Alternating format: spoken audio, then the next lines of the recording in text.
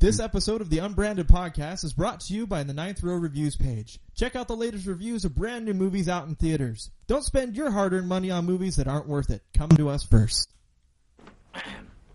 Mariah, my name is Abed Nadir. My associate, Troy Barnes. Charmed, I'm sure. Are you the guys that keep staring at me and intermittently yelling out books? The very same. We are both interested in taking you to the Valentine's dance, but we are also best friends with each other. It is of utmost importance we protect that friendship from the stresses of courting you, so we're trying to be as direct and above board about this as possible. Will you go to the dance with one of us? And if so, which one? We need to get something straight first. This is the cutest thing that's ever happened to me. But I don't know either one of you. Give us a moment.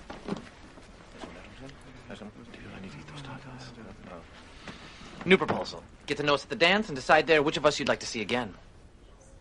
Okay, deal. Nice. What's in the briefcase?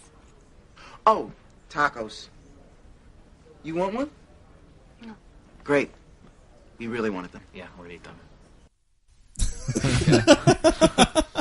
I love Community. Good grief. It's such a well-written show.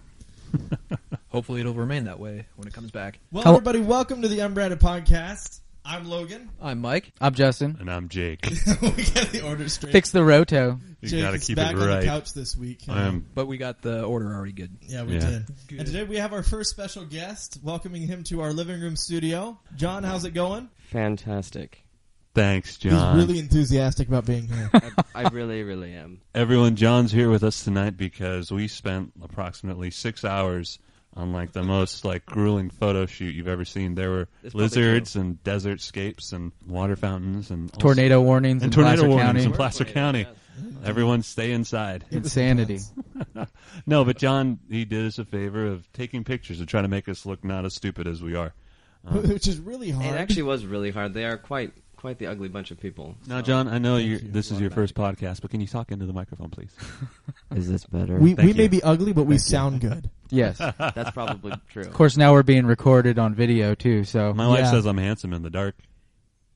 and Makes there's sense. the pause that we needed. I can Zing. see that. Yeah, this is Anyway. also our first audio podcast. We have no idea. how Audio? well- Sorry, video. Audio, right? Yeah, audio, yeah. Everything we've done prior has been mimed. This is new. This is our first podcast in stereo. We've been in mono for the last 3 weeks. We should go back to John. Yes. That That's why I'm here. So John's been a buddy of mine for a long time. How long, Jake? So long. For No, since we were Yeah. little. Since John was little. I don't think you were That's ever... what I said. I don't think Jake was ever little. Yeah, I was going to say, I don't think you were ever little, Jake. Since I was smaller. Didn't your mother say you came out with a full head of hair And a beard. mustache? And Yeah. a beard. Yeah. I'm pretty sure when he was born, he was at least a foot taller than I am now. It was really weird. I had to wrap my body around her spine. Yeah, that's awkward. That is really weird. Ooh. No wonder she doesn't like Man, it. baby. Anyway, John, you take pictures. I do. You're good at it. This is also true. Where could we look at pictures you've taken? You can check out our website at jsaphoto.com. That's FOTO. Because, the other photo was taken by Phonetic. someone else. Oh, of course. Yeah. Not because you were trying to be cool. No, we're not cool at all. We just, people. Do you guys also have a Facebook page? We do. It's the same JSA photo. Just on Google Facebook. JSA photo and Yeah, well, find everything. you might not find it on Google because Google doesn't like us for some reason. Actually, when I looked you guys up on Google, and you guys were, I think, the first. Oh, thing to really? come up, Take so. that. well, that's Things have fantastic. All because you spell photo wrong. Yeah, This is that's true. exactly why. Aren't you an Spelled English wrong. major? It's that F. We spelled it like the Latino culture. Whoa. Are you Latino? Whoa. Then what the heck are you doing? Yeah, Bigot. I would apologize. Bigot. What do you want me to do about it? Just because you know Mexicans doesn't mean you can say Mexican jokes. I used to speak Spanish. I did too in high school. Thanks for coming, John. It was really great. Thank you But for seriously, having though- me. No more of your bigotry. Yeah, no, we were really hoping to get some photos done because we've been doing everything under the ninth row reviews. I can't talk today. We've been doing everything under the Ninth Row Reviews logo. Yeah, everything, the podcast and everything's been coming up under that, and so we're trying to get our branding. I like to set do a up. lot of things under logos, personally. What? I do things under logos every night. What does that mean? I just got the image of you under a Burger King sign. I think that's all the image we need. And we're done. Moving on. As long as I get a free hat. But yeah, so hopefully these pictures that we got are going to replace the stock photo that we use Microsoft Right. Paint over to. Yeah, you know. something like that. Yeah, you guys will have some good pictures. We had some good fun. All right. Actually, if you haven't seen already, Mike finished a brand new logo for us last week for Ninth Row Reviews. It looks really good compared to the last one, which was basically a fancied up photo with some weird paint stuff on it. It was weird, but the new one looks good. And now we're just working hard on getting everything branded correctly. And we're really appreciative of John because he did us a huge favor with this one. Thank you for getting our stuff together. You are welcome. So John, are you going to stick around and join with some of the hilarity here? Yes, I will probably be in the background laughing. Okay. Good enough. For sure. And probably taking more pictures, I think. Something like that. Even though it's just like the four of us sitting on couches. Well, it's good because I have copious amounts of pomade in my hair, so we might as well not waste it and just document as much as we can while my hair is as solid as a helmet. It looks as solid as a helmet. I was wondering how you got that shine. My hair goes up. It is almost looking as solid as this tortoise shell that I'm looking at right here. For our first segment today, we wanted to do some funny news bits that I've seen in the last week. And the caption for this news article is "Exotic animals stolen." It's a three-legged tortoise that has one of the legs replaced with a wheel. And duct tape, it looks like. That's always funny. Yeah, it looks pretty goofy. Hopefully we can put that up on the link dump or something because that looks hilarious. So one of the news articles I want to bring up today, the stealing of exotic pets, it kind of goes like this. Snakes in an SUV, thief steals vehicle full of reptiles. He is known as Wildman Phil and makes his living traveling to schools and parties, educating kids on creepy, crawly reptiles and animals. I don't think they're that creepy and crawly. I have 3. When they have a car tire on them. Yeah. When they have a leg replaced by a wheel, they're a little bit creepy. I'll say. Squeak, so he stops outside of a Walmart in Colorado, and he leaves his truck running because reptiles are cold-blooded; they need to stay warm, and so he tries to leave the heater on for him. And somebody walks up and jumps in the truck and drives away, without any idea of what was inside the vehicle. Wildman Phil says he doesn't care about the things inside the car, the other personal belongings. What he wants back are his animals. They're not just props; they're live animals. They know me, I know them. Weird. Sure. It's pretty tough. I don't care. Keep the stuff. I don't know what this guy is talking about. I want the Suburban back too. Yeah. If the guy turns over the animals, the cops better jump on him or something. Keep the car. I just want the turtle. With the way the story reads, it sounds like the animals were just in the car. Yeah, like he just drives around with them. Well, see, here's the thing. He says the thief may not immediately be able to tell what they've gotten themselves into. Many of his animals are kept in solid gray tubs. Now, here's the kicker, though. He's got pythons. He's got a tarantula. He's got a couple of... What else is in here? 3 scorpions, 5 lizards, 2 turtles, 1 gecko. Rattlesnake? I'm sorry. I don't care what you keep a rattlesnake in. That's just not safe. Watch tomorrow morning. We turn on the news and guy dies from rattlesnake bite out of gray box in stolen Suburban. Seriously. Yeah. Then it'll be classic. Well, wherever that thief is, good luck to you. Yeah. Of course, I always park my car in front of a Walmart leaving it open, Yeah, I kind of... That's totally cool. Well, it sounds like since he made the news, he was like, "Oh yeah, do this for kids." Not, I keep a bunch of animals in the back of my van. Yeah, check them out. Right. For kids. For the children. Silly thief. Whatever. Animals are for kids. Who wants candy? How about a rattlesnake? With the snakes, as long as you keep your hand flat to their nose, they can't get around it. You got to keep your hand flat like a wall. And you can't show fear. Yeah. And you they can't move. They smell it. They smell fear. With their tongues. Okay, so this next article... trouble at Brown University with the Dalai Lama. A holy man of sorts. He's from Tibet, is that right? Tibet. Yeah, Tibet. Yes. He's from Tibet. But he... Now, what's the lore with the Dalai Lama? He is reborn. Yeah. And wasn't one of his reincarnated selves... Didn't he have a tail not too long ago? What? This one has? Yeah. Okay. I could have sworn... A Dalai Lama had the tail. Almost their entire life. Mm-hmm. Yeah. Right. He's a charlatan. I'm What? sorry. Just throwing that in there. Wow. That came out of nowhere. Bigot. Look at that guy. So the Dalai Lama was at Brown University, and he was giving a speech about human ethics. Or no, it wasn't ethics. It was on fair treatment of peoples, dealing with the conflict between Tibet and China. And it turns out that while he was speaking, he was trying to say the line, the exiled Tibetan leader was urging listeners Wednesday night to share his thoughts with other people if they found them interesting. If not, he said they could forget it. The problem is the people that were doing the closed captioning for this televised event didn't quite hear him right. So as it's going across the bottom of the screen, it sounds like he said, F it. Fornicate it? Pretty much. Focus it. Fudge it. Yeah. Fart it. Definitely not something that we would expect the Dalai Lama to say, but it was a huge deal. I think some people got in serious trouble for that. Well, he's been known to do it before, too. Like, What? this isn't his first instance. He does sound like he says F it. I've heard audio of it. What? Oh, Yeah. that's Yeah. It's just the audio guy. Is that his gimmick? No, He well, might no. draw in the college crowd. Is that his marketing? yeah.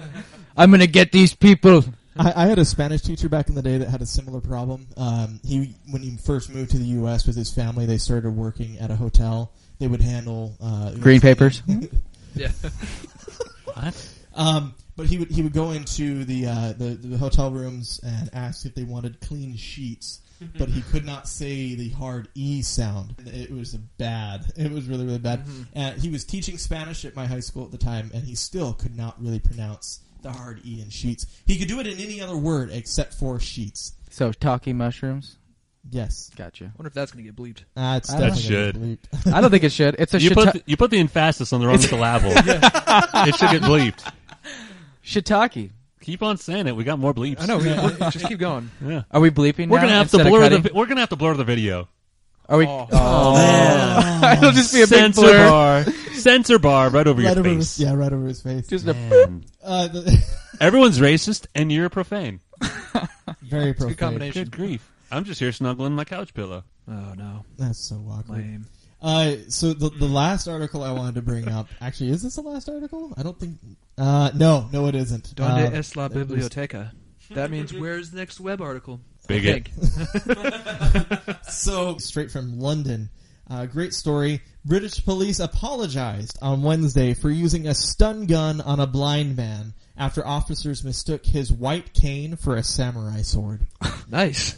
I mean, How do that's terrible, but Authorities were confirmed when later on finding out the blind man was Jackie Chan and was just as dangerous with the white cane as a samurai sword. Officers were responding to a number of reports that a man was walking through Chorley, wherever that is. I'd hate to live in a place called Chorley. Well, we live in a place called Sacramento. Yeah. yeah. Armed with a samurai sword. Who's walking around with a samurai sword? You know what? They walk around with swords up in, Japan. no. Nice, Jake. No, oh shoot. Who's the bigot now? In all honesty, this is the most racist episode we've had. Oh, absolutely. Crap, my friend grew up, not Placerville, up by Reading. Yuba City? Yuba. Apparently there's a large community of, I don't know if they're Arabic or what, but my friend said that, like, yeah, there were totally guys who would walk around with swords. That is so strange. And every now and then the cops would get called on them because there'd be a sword fight, like, in the parking lot. It wasn't like, Say what? they weren't like, I would pay to see it was like that. a cultural thing, I think. Like, You it can was see like it on a YouTube. religious, like, the swords had a purpose, but You just walk out of Essentially- Applebee's and, hey, I'm going to pick a bar fight with you with my samurai it's sword. bad. When farmer, age 61, how does a 50,000 volt shock not kill this 61-year-old man? That depends. Does he have a pacemaker? Yeah, yeah, it that doesn't would say, drop but him. that, That would drop him in. That would drop him automatically. It says, when farmer 61 did not respond to their calls to stop, one of the officers used his taser, which delivers a 50,000 volt shock. He says, I certainly didn't know they were police, and I certainly didn't know they were shooting at me. I thought I was going to be attacked by hooligans, Farmer told the Lancashire Evening Post newspaper. Despite pleading with the police and telling them he was blind, he was handcuffed. It then became apparent that this man was not the person we were looking for. These are not the droids you're looking for. This is not the old blind man. You've got the wrong samurai. You've got the wrong samurai. You know, if he was a samurai, he would be blind. This does sound like something out of a movie. Yeah, it kind of does. I can't believe Spoiler that. alert. Well, see, here's a question for you, though. Were the police really wrong in what they did? Hi, I'm a police officer, not. Yeah. First off, you're talking about a place where the cops aren't allowed to carry guns. You know, I think one of my favorite jokes about them is like, you know, they run and they say stop, or I'll say stop again. You know, because they can't really do anything except for tase you. And wear awesome looking hats. That's true. That's totally true. And so, Dashing. is it possible that these guys were a little bit trigger happy because it's, you know, they get to shoot somebody with a taser, can't shoot somebody with an actual gun? Thank heavens, because the guy would have been dead. They could have pepper sprayed him too, though. But it wouldn't have mattered because he's blind. His nose, John- mouth, and ears I feel don't like this isn't burn. gonna work. No. No, if you're blind, all of the senses are dead as well. Yeah, his lungs automatically. His lungs won't inhale it. You're not really human. No, I see this confrontation come up not with blind men and police, but with people in a situation that would make them incapable of dealing with a normal police response. One video that I saw, it was an older gal. She had been stopped, and I like where this is going. I think she had irritable bowel syndrome or something like that. Ooh. So she or serious diarrhea. She evacuated. She almost. The cop pulled her over because she was speeding, trying to get home. The cop, I think, dragged her out of the car and handcuffed her. And I'm pretty sure that she did defecate herself at some point. But it was a legitimate issue where that's just for the audience members, in case you know. You needed a mental image. Yeah, I just got it. Well, I think the mental image is important, though, because a lot of people said, well, shame on that police officer. If you listen to the video, she did not comply with what he had asked. Oh, no, she was terrible with the officer. Oh, yeah, she really was. And I don't think that she had a really defendable position. I understand, yeah, you got to go to the bathroom, but that doesn't give you the right to disregard. And when he asks you for your driver's license and for your license and other identification, you have a responsibility to give that to him no matter what the situation. You do that first, then you go to them with the problem and say, look, I'm about to destroy myself. I need to go. I'm sure that's a little bit more reasonable for an officer to deal with than somebody blatantly refusing to follow the order, follow the demand, and try and get away. Well, I just find it more alarming that these stories seem to be popping up more and more. Like, this is from what, Britain? Even in America, I think back in California, there was a kid running around naked on some university campus, and an officer shot him with a taser, and he died. Holy cow. Yeah, and that happened in the last 2 weeks, I think. And it's just weird because these stories seem to be popping up more and more because officers probably are more afraid to go to their pistol to be threatening. So and for some reason, they use their taser, and they're not as afraid to pull the trigger with a taser. Well, also, if you think about it, we've gotten into a culture where we don't really respect that authority as much as we used to, which is really unfortunate. Like, I've got a couple of good buddies that are either in the sheriff's department or in the highway patrol, and they talk about how much flack they get. And it's like, we can't ask people to do things anymore because honestly nobody respects us. They've been so disarmed and ostracized. Well, it's the law system that's really done it. The ability for a criminal to go after a police department for something. They didn't follow one thing exactly as they should, exactly as the procedure asked. I'm sorry, if somebody's holding a gun to you and you're there with one or two other officers and it's a potentially life or death situation, I think I'd use my taser. Yes. In those situations, the ability to follow things perfectly to procedure. Where is our allowance for these guys that are literally putting their lives on the line? I know this is a really serious topic to take away from shocking a blind man because that wasn't serious enough. It's pretty funny. But it's a humorous, lighthearted story. Yeah, but it's true, and I think that's something that probably needs to be addressed at a young age now. I don't think that I can't think the last time I've heard of police being at a school and doing a demonstration or talking to the students, anything like that. Do you mean we should teach taser safety to kindergartners? Absolutely. Do you know that taser safety classes require that you get shocked? They don't? No, not anymore. Did that change? Yeah, they don't do that anymore. For surgeons to get their degrees, they must get shot too. In order for you to be a heart surgeon, we're going to have to do surgery on your heart. That's not fair. Don't worry, we're just going to make you better, bruh. To make sure that you have a great sense of empathy. Therapists get psychoanalyzed before they do their job. Doctors got to get cut. That's funny. Both of those things suck. I watched a special on the non-lethal weaponry that police and SWAT are getting now. Like zip ties? Was Mel Gibson in it? Holy cow. But that's also why they're not afraid to use their tasers, because they're considered less lethal, and they're not afraid to go to them because they think they're safe, that they're going to hit the person and not worry about them dying. Unless you hit a blind man who's carrying a fake samurai sword. And for them, anything that ends a situation as fast as possible is all go for them. Yeah, especially since courts take 17 years to get one case done. Seriously. So we're going to take a quick break here. When we come back, I want to talk about wireless hotspot names and some of the creative things that we've seen both ourselves and some things that have been brought up online. We'll get back to that right after this.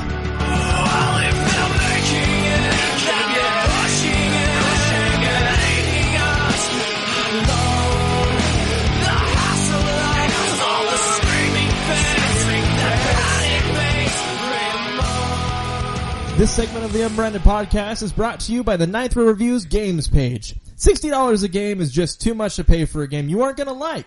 Come to Ninth Row Reviews to get opinions from people who think they are experts, and don't waste your money again. Where on earth do you learn how to talk like that? Compound sentences. Prefaces on grammar. Seriously. Good grief. I don't know. You are good. You are good. It's just yeah. If you ever like order food, you should talk like next this. Time, I think I'm gonna have 3 Big Macs and a large order of fries, and how about a big Powerade? You know what? Stick a number 9 on there. You know what it actually comes from is spending so much time on the phone talking to people that don't want to talk to me.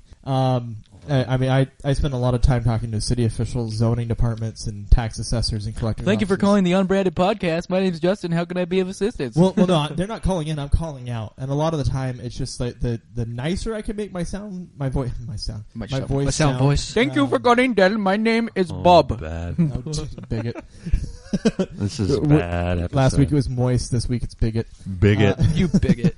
So in this segment, we wanted to talk about something that's really kind of funny. Before there was texting, before there was Twitter, actually not really, there was Wi-Fi hotspot names. I saw this great article talking about passive-aggressive hotspot names, and I thought this was hilarious. What do you guys call your wireless network at home? Tonight? Do you even know, Jake? The wife named it. It's Purple Moon. Purple Moon? Purple Moon. Oh, she named it, huh? Yeah, okay. Mine's called Shut up. J Router of Destruction. Really? Yeah. My network is called Haven from the Metal Gear Solid series. And all my computers are are named after a character or something from that series. It was just a good naming scheme that I think I was on that when I set up my computers. What's your laptop's name? This one? Ocelot. No, it's Solidus. Solidus? Yeah.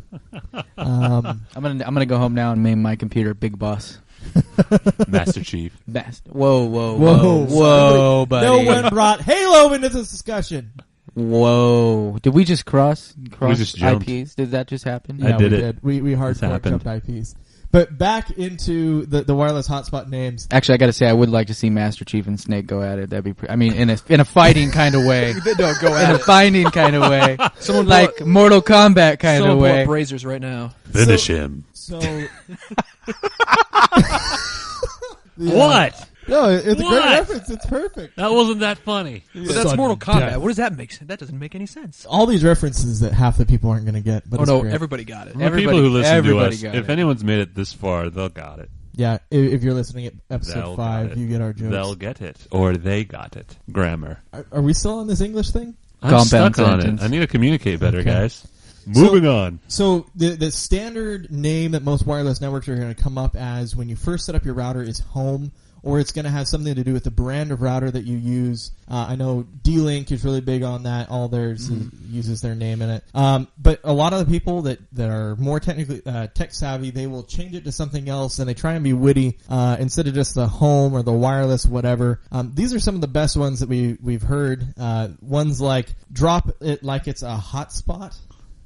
What is that? Dang. Oh, that was lame. That was seriously, That's some bad shtick. That was bad. Terror Network. Scratch. Virus detected shutting down. I think that one's probably the best because I believe that really did scare people off. Pretty fly for a Wi-Fi. Why believe I can fi? That's just dumb. These people have way too much time. Yeah, everybody thinks they're George Carlin. And so they try to have these witty ones, and then recently they've taken a turn to be a much more passive aggressive to I don't know, either scare people away or to, again, be funny. It's an easy way of telling people that you don't like them. Indirect or sending a message. Yeah, seriously. It's like sending a message. Stop stealing my paper. Or FYI, I don't read it, I just throw it away. Your music is annoying. Your grammar is more annoying. Again, we're going back to grammar, coming full circle. It's a U apostrophe R-E. So neighbors are arguing back and forth with their Wi-Fi names. Meat is murder, and then meat is delicious in the same building. Murder. Shut the barking dog up. Number 7. That's more direct. Wow. Hey, you number 7. Shut your That's dog straight up. calling somebody out, right? Yeah, that is hardcore. They might as well knock on their door. We got a e-thug in the apartment complex. Stop slamming the door. Stop wearing heels. Shut up. Stop running. Stop shouting. Now, here's the best one. We can hear you having sex. That's clutch. hard. That's bad. That's clutch. The response, we can hear you not having sex. Yeah. No, or better yet, at least I'm getting some. We can hear you crying. Go away, don't steal my broadband, stop mooching our internet. That's not that funny. Covet not thy neighbor's Wi-Fi. That's probably the best. Mm-hmm. Thanks, Ned I Flanders. think this just feeds into a culture of passive aggressiveness that's been on the rise lately. Yeah, people thinking that there's something cooler online Have than they are you seen online. those pictures of people leaving notes on people's doors? You left this in the washing machine. Well, I set your house on fire. Yeah. What? I don't know. Here's a good one. FBI surveillance van. Really? You think? Here, okay. Free Wi-Fi for the neighbors. And then it should be locked. It's free Wi-Fi for the neighbors. Seriously. I can't get into it. What's the password? What's the funniest Wi-Fi name that you guys have ever seen? My mom's is Wolverine. Really? The password's you, Jack. That's a bad password. If any of you know where Jake's mom lives, you now have internet. None of you do. My password's my social security number. That's so bad. This is 1, 2, 3, 4, 5. But I seriously, at least it's not things like password. Yeah. Please, people, for the Minus sake password. of everything that is good, please stop using password as your password. For people who use password, do you think they have anything of value to steal? Yeah. No, absolutely. Online on their Yeah, computer. seriously. Justin and I, in our IT careers, we've probably seen that situation hundreds of times where you're talking about businesses are using just these really basic passwords that just do nothing for them. Yeah. For their Wi-Fi, for their servers. What's the password? Cheese.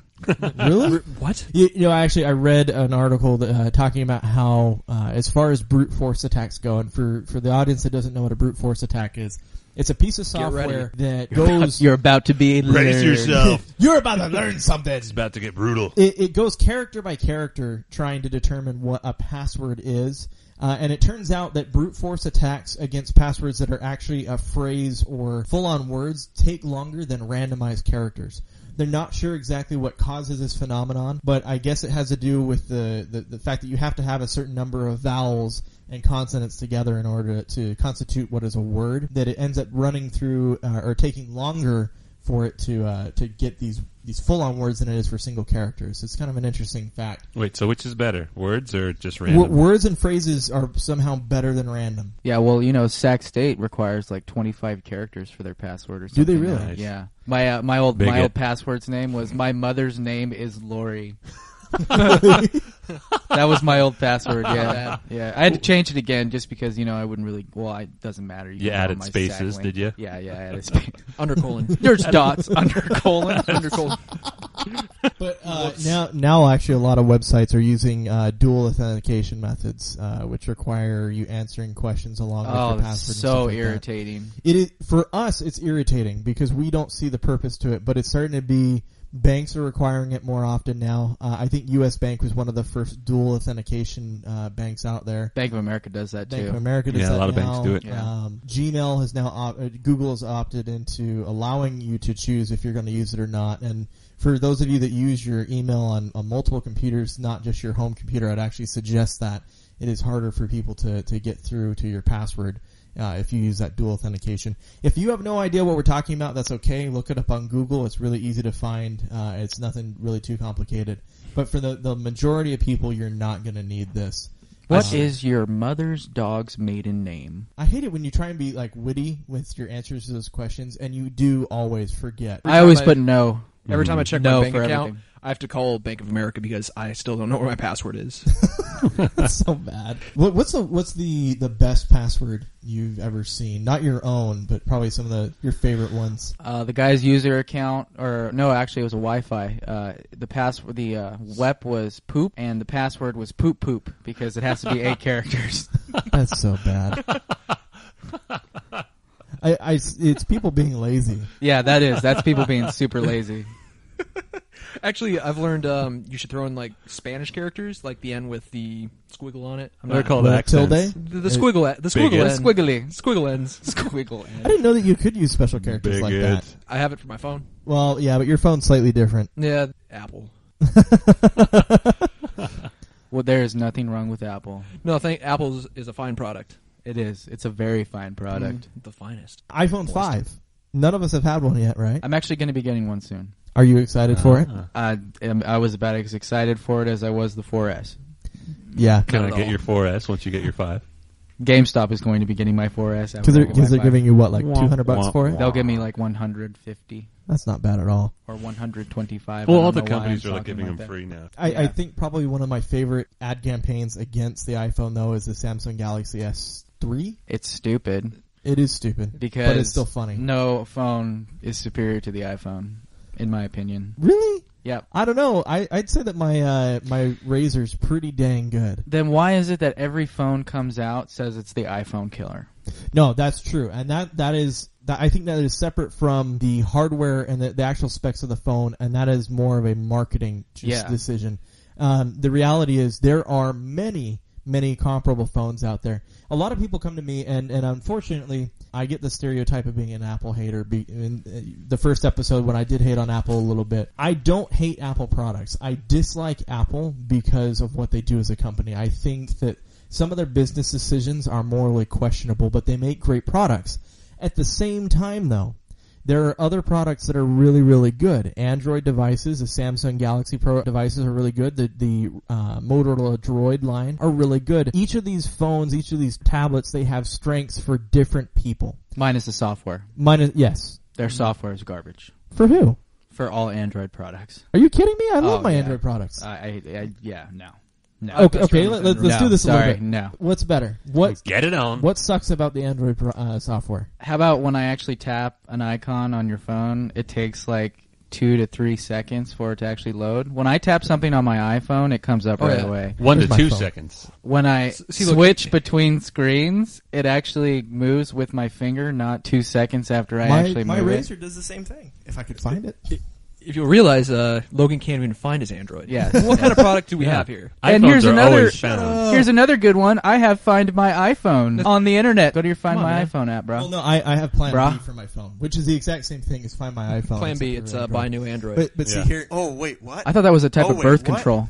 Plan B. And look, jeez. He's showing us, and it's still slow. It's like, well, no, it look at it. Look at that little phone. Oh, it's so cute, trying to be like an iPhone. To also be fair, if you sat my phone up next to yours, my screen's bigger. Oh, so it doesn't fit in your pocket. And it has a higher resolution. So it doesn't fit in your pocket. Oh. Yes. No, actually, it fits perfectly. I love. Now, some complaints about the Motorola Razr is that it's large, and yes, it is. Charge. And it's a fantastic phone. I have large hands. It fits in my hand great. That's why the iPhone 5 is good, because they added another. They are marketing another row. Giant men. Yeah, but it makes the phone seem really like elongated.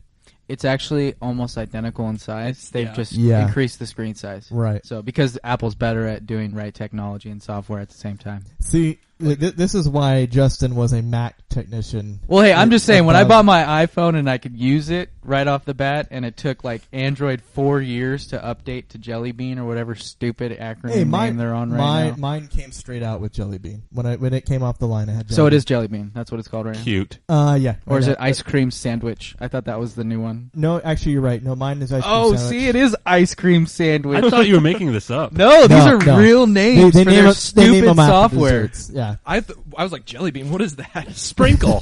Yeah. It is a fine marketing moniker for their product line. Of course, OS X isn't that much better. They call it lion and snow leopard they're and naming tiger. after a bunch of large cats. The reality is these products are comparable, and the differences between them are really actually not that great. But as far as who I suggest to go where, that's where the differences start to pop up. It's easy. Do you want to have problems? Go with an Android. Do you want to have no problems? Yeah, buy an iPhone. If you have a problem with your iPhone, get the insurance, because then all you got to do is walk in, give it to them, they give you a new one, and you put your crap back on. My phone cost me $7 if it ever breaks to get a full replacement. My phone cost me nothing. Yeah. How much did you pay for your insurance? I think it was like $50. How much did I pay? My phone works. I don't know what to tell you. You can see we're joking around and we're playing this up really hard. This is how heated people can get over this debate. It really doesn't have to be this way. The reality is they're really, really good products. And Mike's an iPhone guy. He hasn't said anything on this. Yeah, seriously. Because I already know I'm right. So. Yeah. we also have Mike, to realize. Were you not the one that just, I think 2 weeks ago, was talking to me about how much you hate the iPhone? Oh, and it's a piece of crap? I actually love my phone. I don't know what you're talking about. You freaking liar. And we all have to realize something. Logan here, for listeners at home, at one point, owned a Zune. So I had a Zune too. I'm not gonna lie, I had a Zune. Was yours a Halo special edition one? No, I had the first edition Zune when it first came out. With it looked exactly like the old school iPod, except the screen was bigger and you could watch movies on it. I don't know. I'm really torn. Actually, I just found out some new news about the Nexus 10-inch tablet. They're partnering up with Samsung to produce it, and they're not going to follow the same price scheme that they were doing with the Nexus 7, which came out for $200, which is awesome. Originally, the Nexus 10-inch was going to come out for $250 and $300, or was it $300 or $350? What is it, like $500 and $600 now? I think they bumped it up because now they're branding it with the Galaxy line, and that really, really pisses me off because I was holding out. That's just going to ruin it. Oh, absolutely. I was ready to buy it as soon as it came out at Christmas, but now I'm going to go with an iPad over that because I guarantee you they're probably going to be more Did expensive. that just happen? Yeah. You're going to buy an Apple Why product? are you guys? Okay, you know what? Screw you. All of you except for Jake. I'm cool. Jake's Jake cool. can't afford it. I've got Jake's no impartial. hate with my LG Flip phone. free little red phone flip that they phone. give you with renewing your plan. Again, it's evidence to You could even take the battery out of the back of your phone. All the maintenance is mine. I've even got a white sticker under here that turns red if I get it wet. Jake basically has a burner that drug users use to get rid of their phones quickly. If I need to put a picture on the wall, I can just hammer the nail right in there with this thing. Put a little piece of tape on it. Take it to Walmart and get a I replacement will phone say for this. $5. If I park on the hill, I can put I it was under on my tire. vacation, and I had my phone in my pocket. I was wearing loose shorts, which was a bad idea because I was sitting on a balcony about 25 feet up from a concrete patio. And you farted?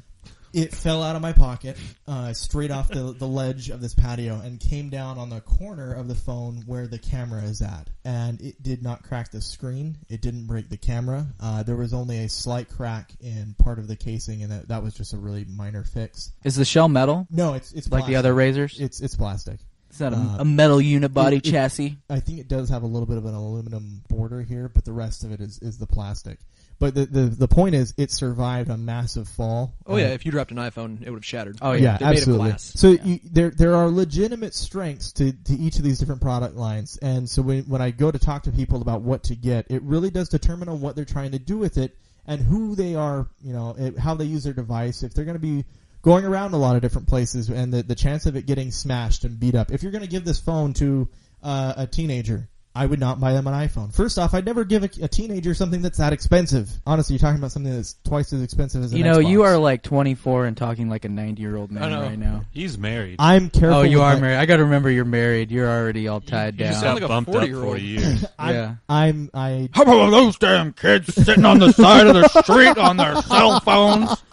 No, I'm all jibber jabbering, Listening to their hippie hop music. all that hippity hop rap crap. The rub-a-dub step. I'm protective of my money. That's all. I couldn't see. I would get my kid an iPhone because if he broke it, the insurance would replace it for him. That's true. That's true.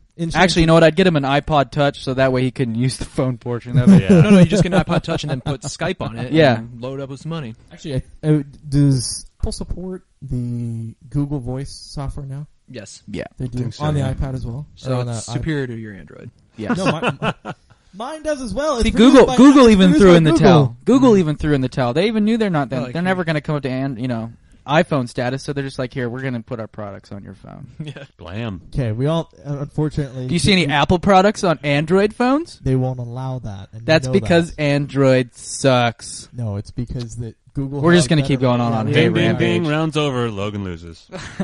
You guys suck. We have a winner on the couch. Yes. I'm gonna cut this out. Do it. This land Do it. brought to you Do by it. Nitro Reviews. Yeah. So anyway, so we've gone back and forth on this debate. We probably shouldn't have gotten into it.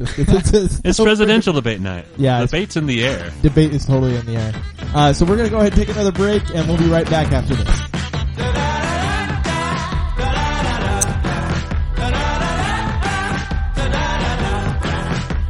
This portion of the Unbranded podcast is brought to you by the copious amounts of pomade in my hair right now. If you ever wonder what a helmet looks like on Jake without really having a helmet on, put in pomade. Zing. That was was pure stupid. silence. That went out with a whimper. No accepting. This episode of the Unbranded Podcast is brought to you by the Ninth Row Review page. Check out the latest reviews on brand new movies out in theaters. Don't spend your hard-earned money on movies that aren't worth it. Come to us first. Because we think we know what we're doing. Yeah. We're self-proclaimed professionals, folks. We really do try with those reviews, and we put them out pretty regularly. We're about to hit 1.5 a day-ish. I mean, we can't actually go see that many movies any given week. Or buy that many games. Although I want to play some Medal of Honor tonight. Seriously, but we're going to get to that at the next segment. So for our third segment today, we had some really, really funny stuff come out, some YouTube videos that we wanted to try and show you, or actually let you guys listen to, because they're just hilarious. We're going to show you. Show yourself. Through your ears. So hold on, I want to take us in here for a minute where everybody just kind of close your eyes or not. Just imagine we are across the ocean over in Germany. You know, I love the German. So this German man shows us, you know, some of the raw, pure power in German thinking. Yeah. It's called Siskill. Oh, God. Well, so let me frame what just happened here. That pains my anal rectum itch. Oh, man. Tailbone. So this German man, he is a way of trying to promote his band. And no, we will never do this as a way of trying to promote the podcast. And obviously hammered. Yeah, definitely under the It is Germany, where you can drink at the age of 4. Holy cow. Not true, but still funny. It is true. So can everyone drink before they're 4? They don't know how? No, it's exactly the age of 4. They learn. They don't have laws. It's all solid food. 4 is when you know how to pick up a beer mug. So he is out. It's in the middle of winter. His pool is frozen solid. From what I understand of the story, he thought he could break through the ice, like the ice was not thick enough. Turns out it's about, I want to say 5 or 6 inches thick. It was definitely. And my new band, great. He's swearing. He's saying potty words. You've got to. Oh, and that is the sound of him jumping off of his patio onto the ice. If you've ever lived in Wisconsin, you've gone.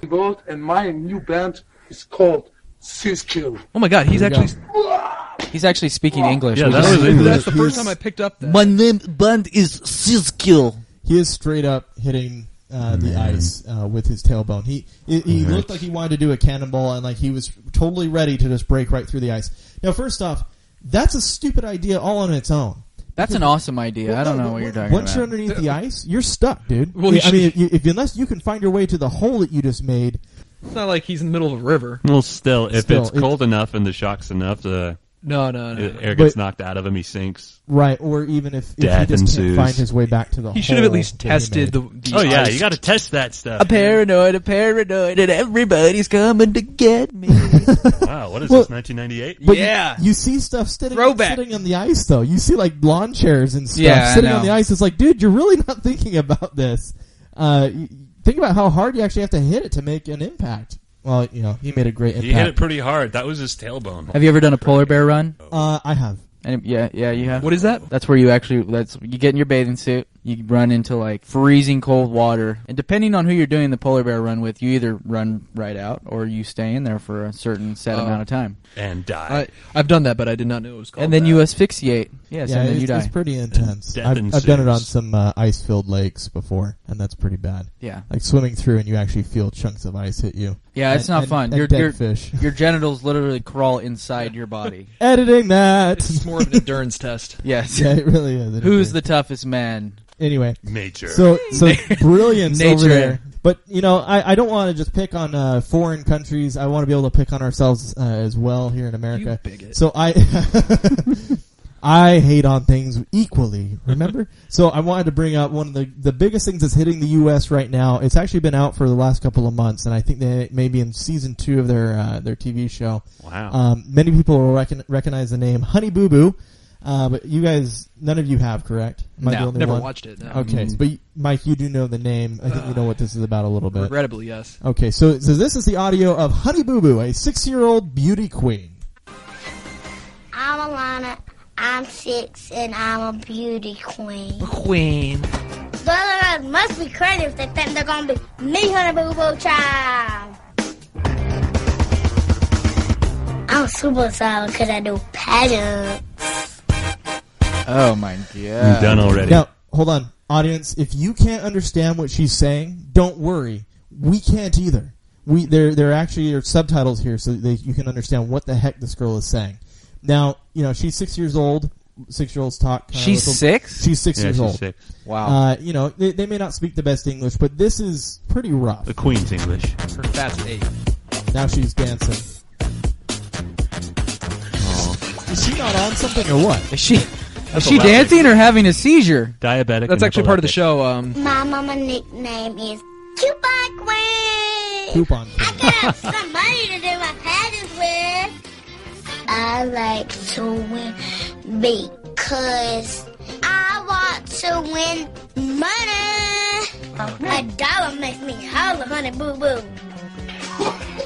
That's her nickname, Honey Boo Boo. Now this is great. You see this stuff in the green bottle here? Oh, God. She's spinning around in circles. This is gonna help me win. She says, "My special juice is going to help me win." It looks like a really intense energy drink, or it looks about the consistency of Mountain Dew, the color, but supposedly this thing is just so much sugar and caffeine, it's insane. And this is her hitting herself. Beauty is so boring. I don't want to do it. This is my show to the judges. Oh, God. She's got a chubby roll. My go-go juice is kicking in right now. I'm actually getting angry. She's spinning around in circles and on the floor. The parents actually let their kids act like this? Yeah. Shoot, they're behind the camera, man. Well, what's funny this is her family specifically.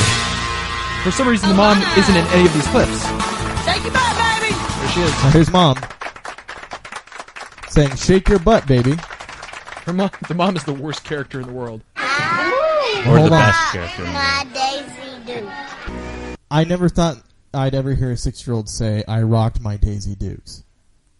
Just well, have you not seen any of these like child beauty pageants in the first place?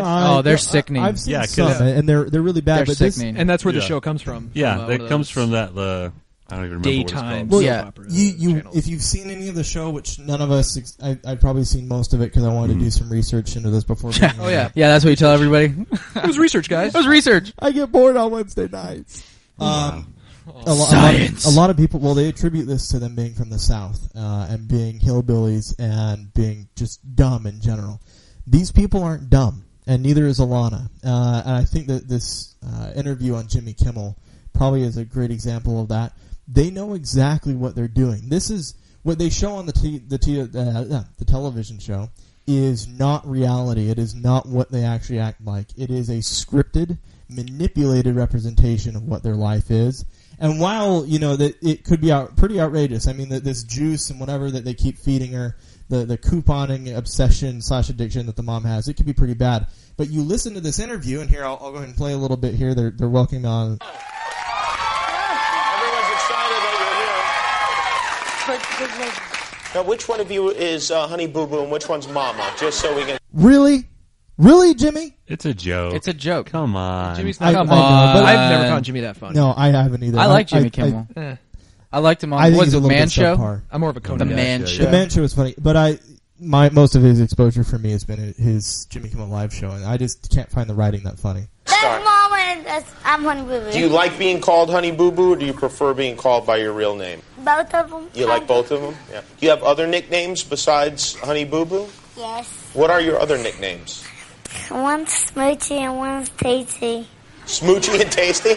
TT. And who gives these nicknames? Mom? The reason why my name's TT is because when I was little, I used to stutter. Oh, you used to stutter? I used to say a lot of And you got the as your nickname. Did you like that nickname? Yes. You did. Okay. And now, how come you don't have a nickname? From Toddlers and Chairs, it was more like Coupon Queen because I coupon. You do. You collect the coupons, and she's a queen. And you're the queen of the of the coupons. And this is something that you're still doing because now the show is very successful. Yes. Unfortunately, because we had a busy schedule, I don't get a coupon like I used to every day. But when I do get a coupon, oh yeah, I coupon a lot. Is it something that you do specifically to save money, or do you do it because you like doing it? It's kind of like it's kind of like an addictive drug for It me. is, yeah. Yeah. I No mean, because kidding. it really, because you save money for your family, and that's what we're all about. I mean, I could be a multimillionaire and still want to save money for my family and get the best deal for my family. You think if you were a multimillionaire, and I have a feeling eventually you are going to be multimillionaire. Maybe. You know what? I looked it up because I was curious to compare. Oh, this is great. Are you a Star Trek fan? Not the Star Trek part. Tell them, say. She blows the I looked kiss. it up, and I was interested in. And now, Oh wow. Oh wow. And you said they were more civilized. Yeah. But it's all an This act. show. I think This yeah. interview did not do them justice like you promoted it to. No, it's mostly it's just before this when she's talking about the couponing, and then the next part. We may just not go that much farther into it because he gets into some of the money, and that's what I really wanted to talk about. Actually, yeah, just bring up the money. I can't stand any more of this. The 6-year-old girl, she just made some pretty obscene gestures that generally would not be on television, but. We're being fooled into believing that they are a lot more dumb than they are. I think they were being reined in by the producers of the show. I Oh, think absolutely. they are as dumb as they are. Yeah, I think they are so? too. Yeah. I don't know I think they really are that stupid. I'm listening to the way that she talks, and I compare the way she's talking in this interview to the way that she talks on the show, and there is a difference, though. And a lot of this is they are making a huge amount of money, and they're portraying something that is not exactly accurate to what the show is. So let me get this straight. You're trying to convince me that reality TV has been lying to us all these years? It's scripted? What? It's not real? People don't act their genuine selves when there's a camera in front of them? But my How absurd. actual end of the line point is what they're doing to this poor girl who's 6 years old, and in what they're doing to exploit her. No, I think that came with the parents when they decided to put her in pageants. Yeah, probably. So I think that was already instilled. So putting it into a show isn't much that more this of a step. is highlighting that so much more and taking this to so much more of an extreme than maybe child pageanting, which I don't agree with at all, is in the first place. No, this just shows that the culture of pageantry, we laugh and mock at it, and if we can make them stars by saying, hey, look how stupid these people are. The only reason they're famous is because they are that stupid. Yeah, negative attention's still attention. Mm-hmm. And in our Twitter generation, we latch on to the dumbest things. I think, kind of like Octomom, I think that these guys are going to go their way. I forgot about her. I think, exactly. I think they're going to be forgotten. Oh, yeah. And their money is going to be forgotten. But what isn't going to be forgotten is this poor girl, as she gets older, is never going to be able to get away from this. No, she's already lost.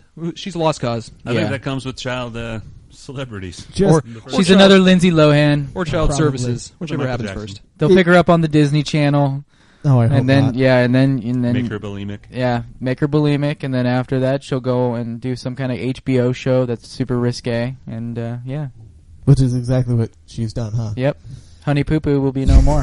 Oh, jeez. Well, so coming away from that, a little bit of a downer. Yeah, just like the password. I just thought that this whole thing was kind of ridiculous, and it's getting a lot of coverage right now. And I thought that it'd be interesting to talk about that. You know, it's a show, and people need to remember that it's a show. It's being scripted. It's being written for them.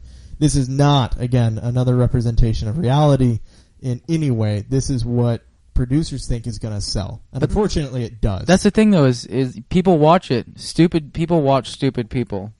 Yeah, and they love it, and they're laughing. Go, look at that. We ain't like that, Cletus. Yeah, no, it's absolutely true. But coming away from that, trying to lighten the mood a little bit, I wanted to talk about one of my favorite internet entertainers that are out there. I've watched these guys for the last couple of months. I love their content. It's the Epic Rap Battles of History, produced by Nice Peter and Epic Lloyd, two really, really talented musicians. I know this video is Jake's favorite. We had a couple others. We Rochambeau'd and I beat him. Yep, he beat me fair and square. So it was a paper beat. Oh no, what was it? It was scissors versus paper. Yeah, it was scissors beating paper. Wow, I know. I can't believe you went with paper. Seriously. Yeah, that's such a womanly so thing to do. Unaggressive, man. It's such a womanly thing to do. And nobody So ever passive. picks rock. I've never picked rock. I love you guys. You're welcome. So rock solid power, solid as a rock. What was that on? Oh. Okay, we were watching Arrested Development. Yeah. Power. All right, but on to the YouTube video. This one's one of my favorite Epic Rap Battles of History. It's Einstein versus Stephen Hawking. it's Epic Rap episode Battle 7. number 7, season 1. Season 1, yeah. Season 1. They're in their second season, and I think their second season has gotten a lot better. It's going to be pretty good. Nice Peter's been on I think he took a break and went to Europe or something, but now he's focused and regained his juices. And so there's a story with that. He kind of regained his motive for producing epic rap battles of history, and also a lot of the other content that he does. He's really big in producing free content for the people as being a source of creativity and an inspiration for people. And he was involved in a concert that I guess went sour, and the motivation turned to something that he didn't want. And he's come back from that, and I think it took him a little bit of time to get season 2 going. Do you follow his Twitter or something? Yeah. No. That was specific. No, but I do watch some of the weekly updates that he gives on content, because he was covering the he has a video blog or something. He does a video blog, and it's kind of interesting because I really enjoyed the music that he's done, and so I've been trying to stay up on top of what they're producing. No up on top. Just be quiet. Hey, I didn't say anything. You looked at me and Whatever. I just smiled. Yeah, Mr. I'm staying up till midnight tonight. Yeah, I got to stay up till midnight, so I got to keep myself entertained. Seriously. So they've got a lot of great videos. This is not child friendly, just so you know, but this video is pretty good.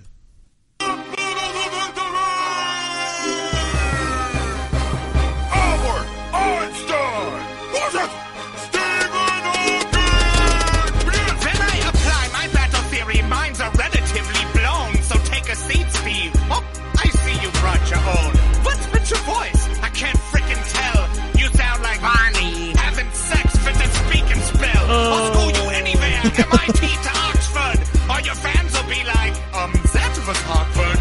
I'm as dope as 2 rappers, you better be scared, cause that means Albert E equals MC squared. You got no idea what you're messing with here, boy. I got 12-inch rims on my chair, that's how I roll, y'all. You look like someone glued a mustache on a troll doll. I'll be stretching out the rhyme like gravity stretches time. When you try to put your little pea brain against this kind of mind. I'm the best on the Snoop Dogg science. I'll be dropping mad apples on your head from the shoulders. I'm the giant whose shoulders you'd have stood on if you could stand. I'll give you a brief history of pain with the back of my hand. You can't destroy matter or me for serious. Ripping holes in you bigger than the hole in your black hole theory was.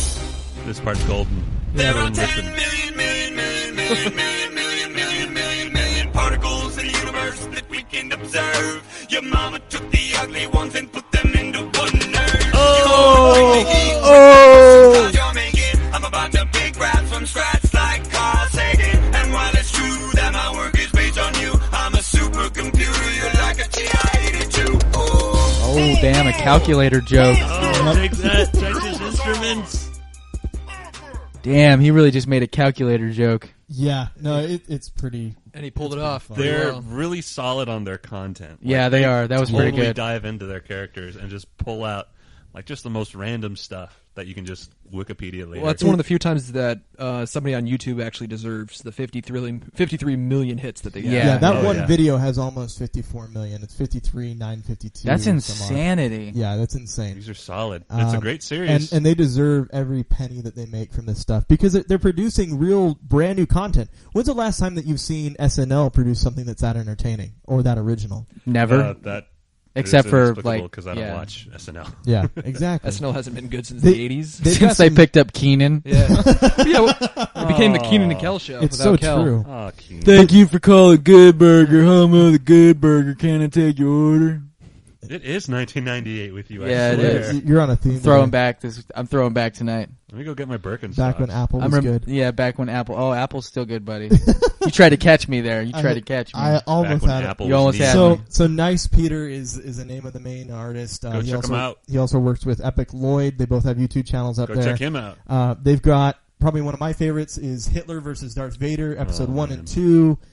They've got Chuck Norris versus Abe Lincoln, Justin Bieber versus Beethoven. Just some great content. I think in their new season they just did Obama and Mitt Romney. They did, and that one was really good. That was fairly tasty with a surprise special guest. Yeah, no, I think that was that one. Is that something we could play? No, we already did this. We'll save it for. We'll save it for another day. We've got lots of good YouTube content. Well, the vote is coming up pretty quickly here. That's Let's true. avoid politics while we're in the middle November of it. 6th. Well, I'm voting for Ann Romney. Ann Romney. The wife. So, yeah, definitely check out Nice Peter, check out Epic Lloyd, check out the Epic Rap Battles of History, Season 1 and 2. Check us out while you're on YouTube. And, yes, to get there, come to us first. We have them on our favorites, so check out our videos, check out theirs, enjoy some YouTube time. We'll be right back for our final segment of the day right after this. It's not enough to hear me say you won. You only wanted me for having fun, but now I think you've gone ahead your way and left me with a pile of bills to pay. I can't even rewind the tape machine to listen to your drunken reasoning. So here it is, your final lullaby. This segment of the Unbranded podcast is brought to you by the Ninth Row Reviews Games page. $60 a game is just too much to pay for something that you're not going to like. Come to Ninth Row Reviews to get opinions from people who think that they're experts. Don't waste your money again. And speaking of games, we're going to go into our next segment, something that I very much enjoy. Not Jake. Sorry, Jake. We got too many Jakes. What an insult. Not Jake. Justin, you've got some good stuff coming up for us with the games, don't you? Not to mention, yes, I'm going to be going at midnight to get Medal of Honor. Super excited about That comes that. out tonight. We're recording on the 22nd. Comes out tonight at midnight, which is in exactly 3 hours and 32 minutes. 32 minutes. No, 42 minutes. You guys aren't I can't understanding count the podcast today. concept. I can't speak. You can't count. We're equal. Yeah, exactly. We're all bigots. You're a bigot. You're mom. But yeah, Medal of Honor comes out today. It looks cool. I mean, it's like every other Call of Duty clone out there. But I played the first one and I like the story of the first one, so I'm going to play the second one for the single player at least. The multiplayer looks fun, but you know, Battlefield and Call of Duty are fun too, and they're exactly the same. But you know, it is what it is. They're going to keep coming out with modern games like this as long as people are going to keep paying for them and buying them and playing them. Well, here's a question then: is the market getting too saturated with real life fighter first person shooters? Oh, like absolutely. Borderlands, Modern Warfare. Well, not games like Borderlands because sorry, you know. Did I say Borderlands? Yeah, although they're first person shooters, you're talking about the modern combat setting with the Afghanistan, Iraq, Middle Eastern. Yeah. Sorry, Battlefield, Modern Warfare. Yeah, I'm stuck on Borderlands because I'm playing. It's a really saturated. It really is. There's so many games out there that are like Call of Duty and. Well, and these big name titles aren't even scratching the surface. If you just get on Steam and look up first person shooter, and you see how many first person shooter army titles there are out there, it's ridiculous. Yeah, there are a couple of cool things though that I have seen in Medal of Honor that a lot of the other games don't have. And one of the things, which I'll only talk about a couple of them, but one of the things is when you enter rooms now, it actually brings up a menu selection, so you can enter rooms any way you want. So if you want to use a shotgun, if you want to use a grenade, if you want the guy to kick the door in, if you want to use a trip charge or a mine, you can do whatever you want. It brings up a whole reticle menu on the side, and you can choose it. It's got full customization, which every modern game does. But the cool thing is the buddy mode or the buddy system. You're automatically assigned another player when you join a multiplayer game, and you can see that person. They're on an outline, a silhouette through the entire map, so you know where they're at all times. But the idea is that you stick with one person, and if one of the new modes is like 2-on-2-on-2-on-2-on-2, so it's like it's an operatives war basically. So are they trying to play off the Army of Two type deal? Yeah, kinda. You could say that. Yeah, how it's just two people together, basically fighting everybody else off. Right. And Battlefield kind of touched that on a little bit with Squad Deathmatch, where it was 4-on-4-on-4-on-4, so 4 teams of 4, which was a lot of fun. Yeah, it is a pretty cool game type. And Medal of Honor's kind of capitalizing on that, but they're taking it a kind of a step further with adding more teams and the 2-player. And the looks you're giving me mean we might not be recording this right now. No, we're recording it just fine. I was looking at what the audio was doing in comparison. Okay. It's fine. I actually needed to try and fix something between audio levels. You should try and talk a little bit louder. Is that better? Yeah, you're fine. Better. Yeah, much better. I was trying to figure out where we were between my volume and your volume, trying to mix it better. Network name poop, password poop. Peaks and values, man. Bringing it back in. Okay, so yeah, Medal of Honor, good game. I recommend you probably try it before you buy it. It is on Xbox 360, PlayStation 3, and wow, that's loud. The Wii. Is that better? Better. Yeah. How's that? Can you hear me? Yeah, I can hear you. Can you guys hear me okay? Yeah, you sound great. Okay. Cool. So yeah. So what consoles is that on? So that's going to be on Xbox 360, PlayStation 3, and PC and Wii U. It should be out on Wii U. Yeah, I believe it's coming out on Wii U. Wow. There's a lot of games coming out now. A lot of the bigger games, bigger and better titles that weren't available on Wii because it just didn't have the power to run it, are going to be out on Wii U now. And a lot of people said that the Wii U wasn't going to be powerful enough and it wasn't going to, have all the support that the Xbox and the PlayStation do. But after reading a lot of different articles about it, it's going to be a pretty powerful system. So do you think that this is a move by Nintendo to get into that core gamer profile, that core gamer market? I don't know. Nintendo's really had a problem breaking into the games world lately, and they just, especially with this new, I don't know if you guys have seen this thing with Foxconn. They just signed a deal with Foxconn, who's I heard a little bit about it. Major parts manufacturer, and they're going to be manufacturing the Wii U units, but basically they're under scrutiny right now for child labor laws. So snap! Nintendo, who is a company that capitalizes on kids and kids having fun and things like that. So the other games that I played this week, Doom 3, the new BFG edition, it's basically the same game. There are some cool new features. They fixed a lot of the issues with the original game, but honestly, the original game with the mods that the community made is better than the new version. It's totally true. I was going to say, didn't that game come out like 7-8 years ago? Yeah, it did. Quite a while ago. They re-released it this week, and it is included with Doom and Doom 2. If for anybody that hasn't played them since 1980 or whenever they came out, or knows how to use a flash file. When you had DOS. The Doom 3 came out. If you're gonna play it, just install the original game and install SickMod and the Wolfen HD texture pack, and the game will look twice as good as it does with the new release. And for anybody that's played Doom 3 knows exactly what I'm talking about. I miss the original Doom. I had so much fun with that. Remember when we installed, when we first got our netbooks, when netbooks were the new thing? We put Duke Nukem on them. We put Duke Nukem on them, and we put Doom on them. Yeah. And played that. That was a lot of fun. Because it was pretty much the only game we could play on that was the only thing that would run? Yeah. The netbooks were just they weren't hefty enough to really carry anything else. And speaking into nice, easy games that can be played on any computer, Faster Than Light is a new game, FTL, that came out. It's actually been out for a little while now, but that game is really addicting. It is so much fun. I mean, it really is. It's a space simulator game where you take over a spaceship, and you literally, your whole thing is you're running from a rebel force, and you're just trying to get away from them while trying to, get stuff and weapons and drones, and it's hard to explain. You have to try it, but it's cheap. It's only $9.99. You can be played on any computer, whether your computer is 17 years old or you just got it yesterday. But you have to deal with things like fires going on and all sorts of like just realistic situations that you might have on a spaceship. Now, don't get me wrong. The game looks like it was made in 1990. Yeah, going back to my throwback revolution, this podcast. But the graphics, it doesn't matter because the game is so intuitive and there's just so much you can do. And I've been playing it for like weeks now, and I still only have 2 spaceships I can actually take off with. Really? Yeah, I haven't even gotten the other ones because I can't get far enough without getting myself blown up. Speaking of these more retro games, though, man, what is wrong with my microphone right now? Do I sound weird to anybody else? You're a little clicky, but okay. So. Yeah, speaking of other games that are kind of retro right now, Castle Crashers came out on Steam within the last week and a half, I want to say. And that game also looks great, and pretty much anybody should be able to play it as well. And it's only $14.99. That's something that I hope that we get to play in the future and possibly make as a piece of content, a video for YouTube to go up on our channel. That would be a lot of fun.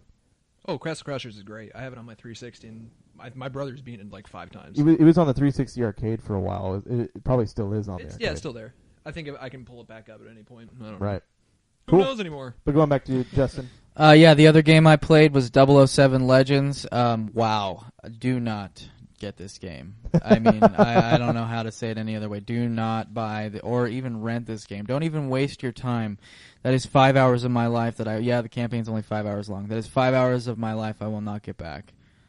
It is terrible. I mean, the GoldenEye remake that they did like a year ago, I think, was 40 times as good as this one was, which was weird because it's made by the same exact company. Right. But they tried to take 50 years of Bond films and cram it into one game. And yet they still only have 5 hours of content. Yeah. That doesn't make any sense. How can Bond be the same age over 50 years? it just doesn't make sense. Do you ever see his face in the game? Do they ever show facial skins? Yeah. Do they try and play it off as something? Yeah, they try to they basically started out as I'm not going to go into the spoilers, but they because spoiler alert for a crappy game. You get shot by a sniper at the beginning, and you fall into a lake, and then as you're floating down in the lake, you're doing all these flashbacks of your past missions. That's really stupid. There's your story basis. Wow. Oh yeah, it's clutch like that, and the way it ends is even better. It's You like die? literally Moonraker. Done. Credits roll. Wow. Yeah. They don't even touch back on him. Oh drowning. no story, no no. He just drowned and died. Actually, it's the end of the 007 series. Yeah. Oh, spoiler. That's terrible, too bad. terrible. Yeah, it's way too bad. To see something that's got it's a massive IP be taken out so easily like that. But they really haven't done too many good Bond games if you think about it. GoldenEye, instant classic. Everybody likes GoldenEye. Everybody plays GoldenEye. It was a great game.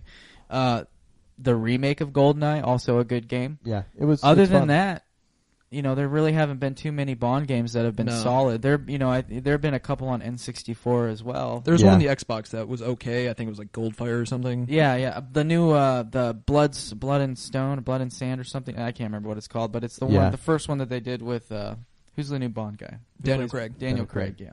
Yep. It was the first time they used him in a game, and that one was actually pretty good. But that was third person. That wasn't a first person shooter. Mm-hmm.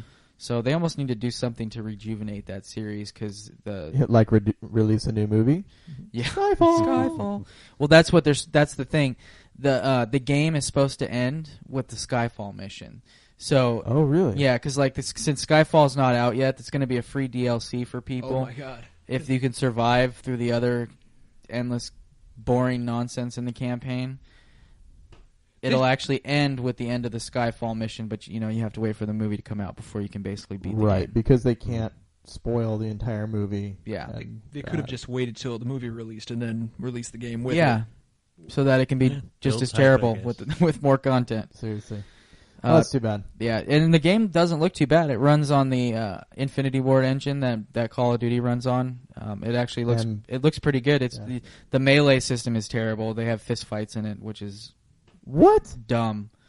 Like what kind of a fist fight though? Exactly what Master Chief type, kind of boxing with the pistol, or no? Like you fist up, like you're going fisticuffs. Yeah, first person. You get you see your hands and you jab at the guy. Yeah.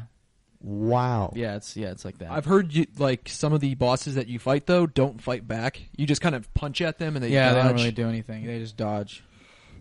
It's really a terrible game. So even if the game had had more time in development, it probably wouldn't have done that much better. No, because it doesn't matter how much. I mean, it does. Don't get me wrong. The development stages do matter, but if you don't have a good story to base your game off of, it's going to be terrible no matter what.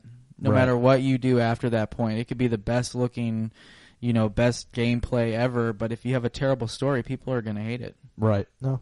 And that's where 007 Legends fails. Falls. That's too bad. Falls from the sky. Fails big time. Skyfall. I see what you did there. Connections. Trying to be smart. Oh man. The last thing I want to talk about, I'm going to do a mod of the week now segment. For mod of the week. Mod I of like the it. week. Yes. Big initiative. It's for Source, the Source engine, Half-Life 2 engine. It's called Flipside. It's a side scroller like Mario, so it can be played on minimal requirements. But basically, the cool thing is you go between a dark world and a light world, and you can only attack stuff in the dark world. In the light world, you can't get hit, but you can jump around and stuff. You have to see the preview for it. That's It's kind of really cool. But you basically switch on the fly between the two worlds. One is really all light and fluffy and clouds and stuff. Oh yeah. And the other one's all dark and That's pretty cool. decrepit, and it's a lot. It's a lot of fun, and it's really cool. It's got a good art style. Isn't it made by the same developer of Portal? I think. Yeah, same couple of guys. Yeah, it's only made by a few people. Really? It has a very cartoonish look to it. It actually looks like a lot of fun. It looks like the same kind of inventiveness as Portal. Yeah, it's cool. It's a lot of fun. You have to check it out. So okay, and cool. you can get that from moddb.com. Mm-hmm. Moddb.com. Remember that, moddb.com. We should get them as a sponsor. Yeah. Did you see that Rice University is teaching a Skyrim course? Yeah, I saw that. That was kind of it's what is with that? I wrote it down here. It's called Scandinavian Fantasy Worlds. Oh my god! Old Norse What? sagas and Skyrim. That's the name of the actual class. Well, there's There's a Yale University actually has a course on The Wire, on the mythology of The Wire. Like, it talks about Baltimore and the upbringing of the city and how The Wire fits into it. I don't know. I still think the video game branch, like, I don't know, VideoCon has been used as a teaching medium for a long time, or at least a subject matter for a long time. But something actually about teaching a video about the game. Yeah, that's strange. I'd be curious to see how much of that course is spent discussing the game dynamics so much as the content, the storyline, what it's about, you know. That sounds like a throwaway course to me, though. Seriously. Mm-hmm. You probably signed up and full within the first couple hours of being well, here's a test. Do you have the internet? Do you have Wikipedia? Go to Wikipedia and just type in Skyrim. There you go. We don't need a college course. Yeah, seriously. $15,000 for that. Tuition saved. There you go. So yeah, that's what's coming out this week. Or is already out, or has been out for weeks. Has been a That's while. what Justin is playing this week. So, and you're going to be writing reviews on which? On all three. All three. Including the crappy 007 game. And where should we go to find these reviews? NinthRowReviews.com. Nope. Not quite. Try it again. nrrgames.blogspot.com. nrrgames.blogspot.com. Hey, isn't that our sponsor? That is our sponsor. How currently. weird. Isn't that also a related entity to the Unbranded podcast? I think so. Oh, imagine that. Uncanny. Amazing how that happens. And then, Mike, you wanted to finish us up today. You had a couple, speaking of reviews, you did Argo and Paranormal over the weekend. 4. On Friday, I saw Argo and Paranormal Activity 4. And actually, funny story, I was planning just to write a review on Argo, and I saw the movie Aces. Probably the best movie I've seen all year outside of The Master. Ben Affleck is a better director than an actor, and the only director he should ever work with as an actor is himself. It's very odd. Really? Yeah. And what's funny is it's one of those movies where I saw the trailers and all the critics were going, you need to go see this. And I was just thinking, this doesn't look like an interesting concept. It looks like a period piece. Everybody wants to dress like they're in the 80s. They have 80s cars. It's going to look awesome, but there's not going to be anything there. I walk in, and the first shot, they're showing this riot going on. The Iranian Revolution's happening. It's 1979. I'm like, oh my God, this movie's grabbed me. And then they go to Hollywood, and John Goodman's there. It's just awesome. It's a great movie. I recommend it. Just check it out. Walking out of the theater, though, that's what I found hilarious, and this just goes back to a conversation we had about a few weeks ago. I was walking out. I was going to my car, and I just noticed, oh, look, Paranormal Activity 4 is playing on this right here. I just, make a beeline to the right, go in, sit down. Shame. I paid $8. Hoposaurus Rex. Exactly. And then a couple behind me came in, too. And before the movie started, the security guard, I actually see them come in, and I, sink in my seat like this, and they walk by me, go up the stairs, and I see them tap the couple on the shoulder and drag them out as I'm sitting there going, wow. Oh, that's not me. And then I sat through it. Mm-hmm. Oh, yeah. They were probably in their 60s. Wow. I know. I wish we could leave this in, but because it's technically illegal, we can't talk about it. I'm not promoting it. I'm just saying that's what happened. You can leave that in. Yeah, you don't need to take that there's out. Nothing wrong with that. Justice was served. Whose feelings are you going to hurt? And here's the thing. It just seems questionable. I then saw the movie and it was awful. So I lost. I lost by sneaking in. That's what happened. You actually wasted time in your life. If they brought me to jail, they would have let me go for time served. Well, but okay, so give us a little bit of detail. What about the movie made it not work out? You're right. I was not talking into the mic correctly. It was tilted, and I was talking at the wrong angle into the condenser. Welcome to the show, Logan. Yeah. Welcome back. I am here now. Well, I saw at this Ninth point, Row I think Reviews. Moist.com. Sorry, Mike. Go ahead. I saw Paranormal Activity, and at this point, everybody's probably seen that movie. It's a culture phenomenon. Yeah. It's probably one of the best horror movies of the last few years, just because it's scary, it's tight, it's a very well-done movie for the budget it has. Paranormal Activity 4 it's a studio Frankenstein version of Paranormal Activity. It's really? terrible. Yeah. All the actors are unlikable. They have no character. There's no story. I was bored. I almost fell asleep at several points in this movie. Paranormal Activity 1, I remember sitting there and going, I'm scared. I don't know what's going to happen. I have to cover my ears, cover my eyes, get me out of here. I think I'm going to lose it. I'm going to cry. Yeah, I did cry. Mommy! Mama! This one, people were jumping behind me, and I just sat there going, okay, yeah, he's going to jump out of the closet. someone jumps out of the closet. Right. I could call every single scare in this movie. And then, I'm just going to spoil the end. They have a cult of like 1,000 people standing in the backyard of this gated community. Like, they have this poltergeist that's been through Talk into the microphone. Hi, how's it going? They have a poltergeist through these 4 movies that now they're revealing that there's a cult that worships the ghost, and somehow they can sneak into gated communities and, hide from the general public until the jump scare at the end. And I just sat there and went, okay, this movie decided to rape me. I'm sorry. Did I say that? This movie decided to hug me. Don't cut that out. I can't really argue with that because my wife and I accidentally saw this movie. We were there to see another movie that was playing in the same theater room. It was actually in 2 different rooms, and we got pointed to the wrong one. The attendant said it's the third one, number 3 on the left, and that it actually wasn't a Paranormal Activity. And we're sitting there, we're watching the previews, and we're kind of going, well, this is weird. I wouldn't expect these previews for the movie that we wanted to go see. What were you guys there to see? We Hotel Transylvania. It's the Adam Sandler animated film. I'm sorry. I feel so bad for you. Actually, it was not anywhere as bad as I expected it to be. I didn't realize it had Adam Sandler as a lead role until I was on my way to the theater looking at IMDb. It was actually pretty funny, and it had a couple of fart and butt jokes in it, but realistically, it was. I know for Adam Sandler and poop jokes, but it was actually it was entertaining. It was funny, and there were some really really good parts. Kevin James was in it. Oh wow, that's a brand of quality right there. I know, right? It was surprisingly good, and something that I would suggest everybody, you can go see it. I have no qualms with it. It wasn't bad. It was entertaining. Bring the kiddies, why don't you? Yeah, and it's appropriate for kids, too. And so we were sitting in the theater, and Paranormal 4, you didn't mention this, but it just starts. Mm-hmm. There is no separation. You actually feel like it is a trailer that just ran on forever. We probably sat through the first 25 minutes of the film. And it wasn't until the F-bomb got dropped twice that I realized it wasn't a trailer. And I'm like, that's strange. They don't do that in trailers. And realized the problem that we had just been pointed in the wrong direction. But everybody in the theater was freaking out. Everybody would scream and this. And honestly, it felt more like a comedy.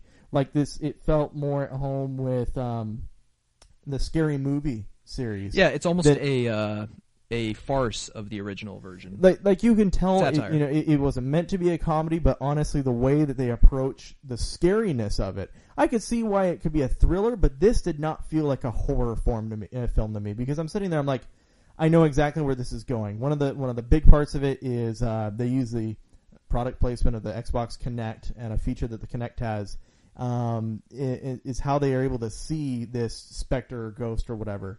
And the whole time, they don't really show you where the ghost is going to be, but you know where the ghost is going to be. You know it's about to come. You know that the foreshadowing, if you can really call it that, is so blatant. It's like, how do people get scared by this?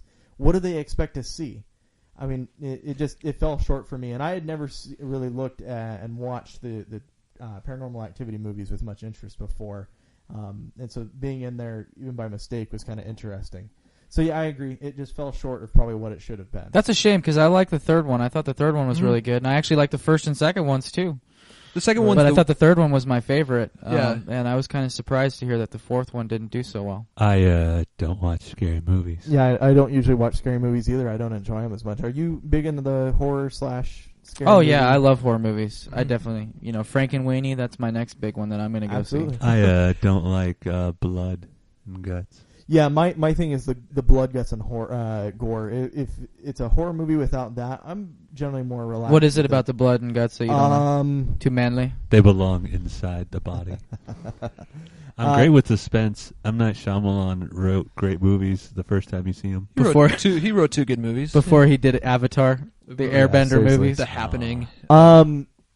One of the last gory movies that I saw was Death Race with Jason Statham. That's an awesome movie. Well, they're a really good example of why I'm not big into the horror or the blood and gore thing.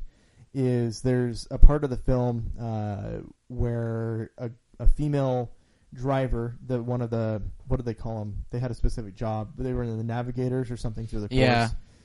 It was the Asian team, and they got pinned against the wall with one of this giant semi truck with spikes coming out of the wheels. And you watch as she is chewed up by basically a spinning drill.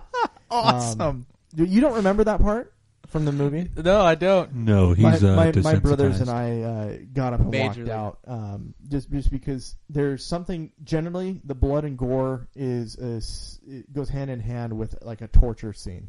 Yeah, and see, I'm so desensitized to it now. Yeah. Like Jake was saying, it's like whatever. I think it's humorous. Yeah, I think some of the scenes are so outlandishly gory that it's funny. Like Saw, those Saw movies are so ridiculous. And that's true to an extent, but for me, anything that has to do with extended torture, it doesn't sit well with me. So like Hostel, you don't like movies like Hostel? No, not really. If it's a quick kill, like it's like, oh, they're dead. Okay, it's a quick death. But if it's something that's like a prolonged death, I think one of the first things that I saw on television when I was younger was the movie Leprechaun. That movie. Really stupid movie. One of the first things you saw as a kid was Leprechaun? No, of like the more horror type of the scary movie genre. Sorry, I should have prefaced that more. Of not really, as a kid. I would watch Land Before Time and the Leprechaun. And Leprechaun. Yeah, you remember little Jason Goes to Hell. You remember when when the Leprechaun tricks the guy into thinking his lawnmower is the really hot girl? Oh, and puts his face into the lawnmower. Yeah, it was that, and I think right about that would set me against most of the blood and gore stuff. I just don't enjoy it. I can totally understand what you're saying because I feel the same way about a lot of action stuff in general. But when it comes to just like the more torturous, like somebody's dying in pain, it just doesn't sit well. Well, Hostel's just torture porn. I wouldn't even say that. That's not even a horror movie. Torture porn? That's an actual term, yes. I'm pretty sure that we just lost our clean rating. No, it's an actual term. That's an actual term in the dictionary. Really? Mm-hmm. It's for gory movies that, they torture their characters, and that's for some reason Eli Roth has an entire career based on the Hostel series, even though he's terrible. Actually, have you ever seen Grindhouse? Oh, yeah. Mm-hmm.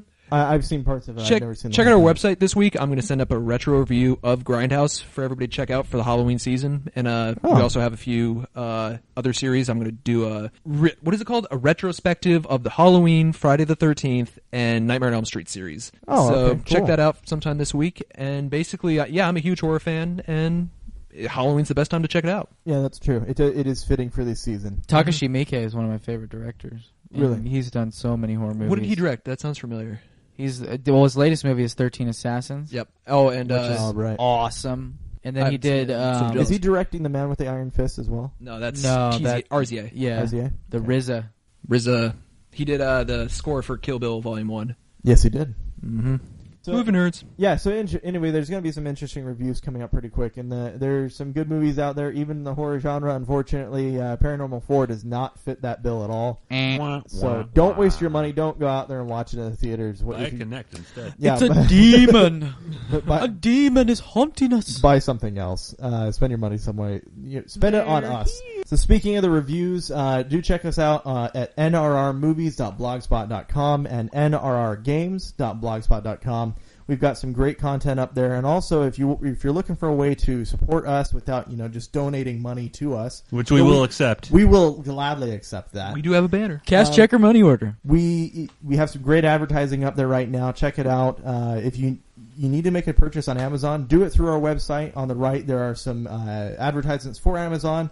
Make the purchase there. We get a little bit of a percentage off of that. It helps us out. It doesn't add to the cost of your product at all. They just pay for the advertising a little bit, and we really appreciate it because it helps keep us alive and thriving. So, yeah, check out that content there. Check us out on Facebook and YouTube at youtube.com/The Unbranded Podcast, and we'll be seeing you guys next week. My spoon is too big. Again with that. I feel fat and sassy. I am a banana.